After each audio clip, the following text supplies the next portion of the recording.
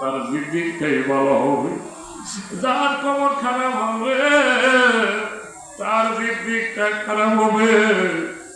এই জন্য আমি কবর দেখলে আমি ঠিক থাকতে পারি না।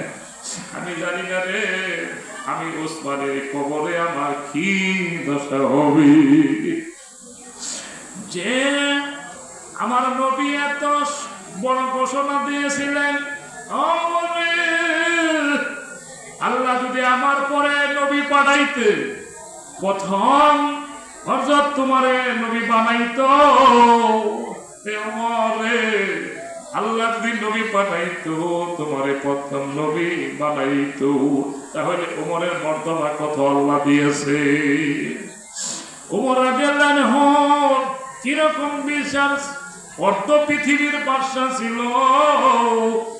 রাতের বেলায় ছদ্মবেশে এরকম ভাবে ঘোরাফেরা করতো, দেখতো কোন বাড়িতে অসুস্থ নাকি, কোন বাড়িতে খানা আছে নাকি। এইভাবে রাত্রে জাগরণ করতো, ডিউটি করতো।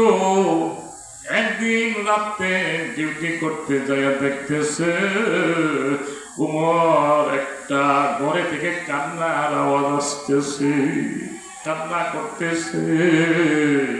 উমর রাদিয়াল্লাহু আনহু সেই ঘরে চলে গেলে, সেই ঘরে দেখে গো সন্তানেরা চিৎকার করতেছে, তার মা বাবাও কান্না করতেছে।